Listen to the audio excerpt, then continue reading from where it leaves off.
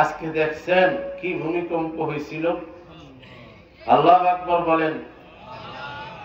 কেন ভূমিকম্প হয়, কেন বিপদ আসে, কেন আসে?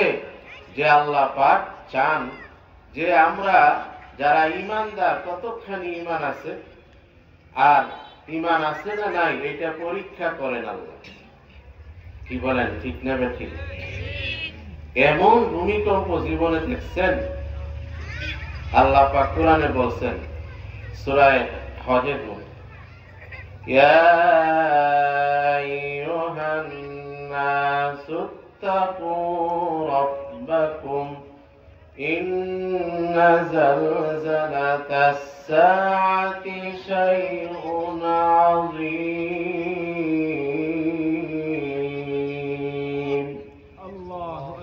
আল্লাহ পাক বলতেছেন, হে ঈমানদারেরা, ওই দিনকে ভয় করিও যেদিন ভয়ঙ্কর বিশাল ভূমিকম্প আসবে।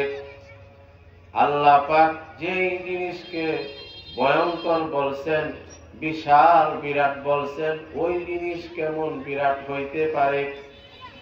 কি বলেন? আল্লাহ পাক বলতেছেন মহান, বিশাল এমন এক ভূমিকম্প কাঁপুনি আসবে কিয়ামতের আগে, যেই কাঁপুনির চোটে মানুষ নিজেরে ভুলে যাবে। মানুষ কয় সুস্থ মানুষ অসুস্থ হয়ে যাবে,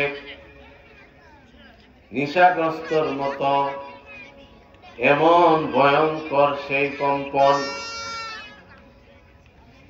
এমন ভয়ঙ্কর সেই কাঁপুনি হবে, যেই ভয়ঙ্কর কাঁপুনির কারণে যে মা সন্তানকে দুধ খাওয়াবে, ওই মা পর্যন্ত সন্তানকে বলে যাবে।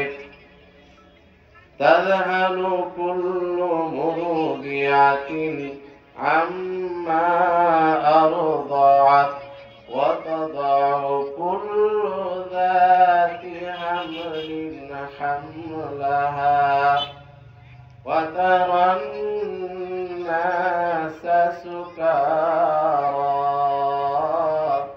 ওয়া মা হুম বিসুকারা ওয়ালাকিন্না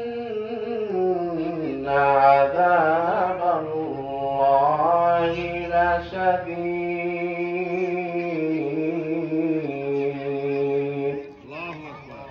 আল্লাহ পাক বলতেছেন কিয়ামতের যে আগে ভূমিকম্প হবে, এমন ভয়ানক হবে যে দুধ পানকারিনী মা দুধ পান করানো ভুলে যাবে, সন্তান ভুলে যাবে।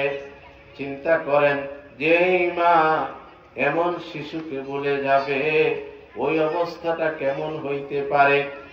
শুধু তাই না, যেই গর্ভধারণী মা সন্তানকে গর্ভে লইছে, এমন মা গর্ভ হওয়ার যে সিস্টেম, সেই সিস্টেম থাকবে না।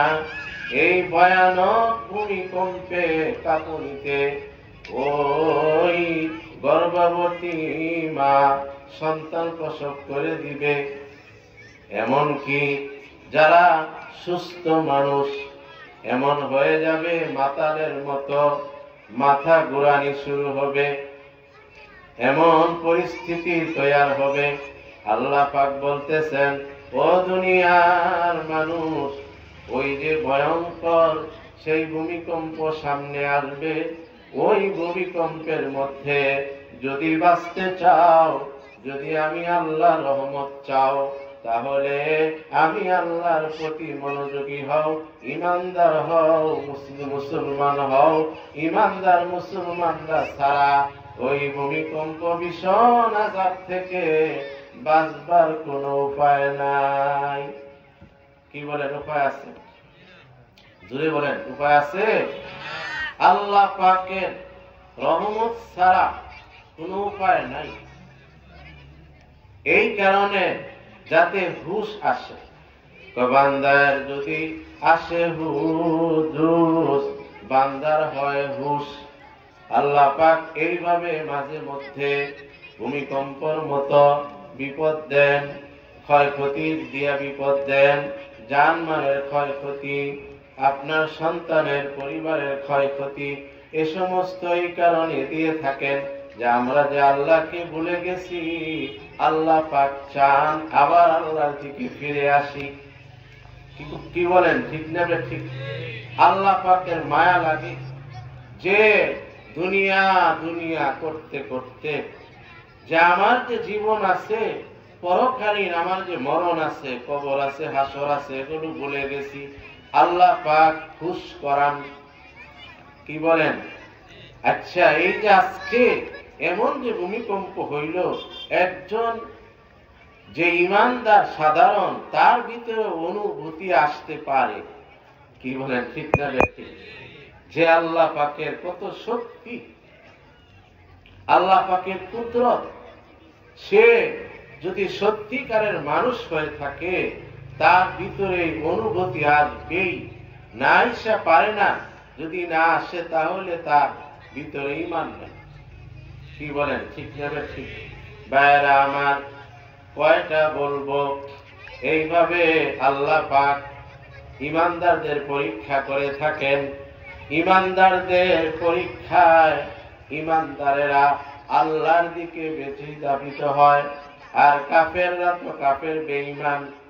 ঈমানদারদের ঈমানি পরীক্ষায় ঈমান বাড়ে, জান্নাতের উপযোগী হয়, আর কাফের বেঈমানের কুফরি বাড়ে, কাফেরদের জন্য গজব আর ঈমানদারদের জন্য রহমত। কি বলেন, ঠিক না ঠিক? আল্লাহ পাক আপনাকে আমাকে এই সমস্ত ভয়ানক কিছু দেখাইয়া, কি বলেন, হ্যাঁ, এই যে কিছুদিন আগে ঘরে ঘরে জ্বর, এমন কোন ফ্যামিলি নাই যে জ্বর হয় নাই। কি বলেন?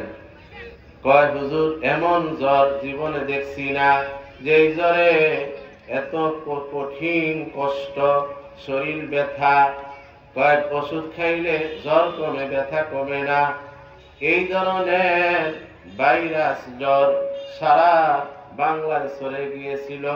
আল্লাহ পাক চান যে তোমাকে জ্বর দিছে, এই জ্বর কে দিছেন আর সুস্থ রাখছেন কে? আল্লাহ পাক সুস্থ রাখতে পারেন, অসুস্থ বানাইতে পারেন। কি বলেন, ঠিক না? আপনি যদি আল্লাহর দয়া থাকে, ক্যান্সারের রোগী সেও পানি পড়া খাইয়া ভালো হইতে পারে।